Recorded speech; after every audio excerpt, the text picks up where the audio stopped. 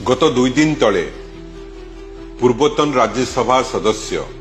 श्रीयुक्त भास्कर राव विजु जनता दल परित्याग कर व्यक्तिगत स्तर में मत बहुत व्यथित कर कारण मो बाल्य कालरू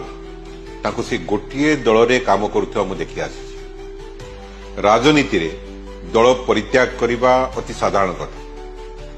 किंतु किए को परिस्थिति परित्याग करिछि बा दल छाड़ी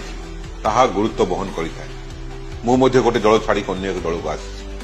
मते सेही समय रे परिस्थिति बाध्य करथिला एवं मु शांति रे निर्वाचन लड़िबा चाहूथि विजु जनता दल ओडिशार सर्वबृहत दल सबुठारु अधिका भोट पाइछि अर्थात सबुठारु अधिका लोकप्रिय एटी नेता एवं संगठन वर्तमान मध्य पूर्व भलिया मजबूत अछथि दल शासन जाइकि मात्र 16 मास हेछि वर्तमान समय रे आम निकटर एक बलिष्ठ संगठन अच्छी रणनीति मध्य प्रस्तुत एवं विजु जनता दल पर्यायक्रमे या कार्यकारी कर निष्पत्ति आम भली नेता मानकर मनोबल को दुर्बल कर मोर अनुरोध आपण माने मार्गदर्शक साजी मध्य ए दल को बहुत किसी साहाय्य करि पारिबे एवं ओडिशा रे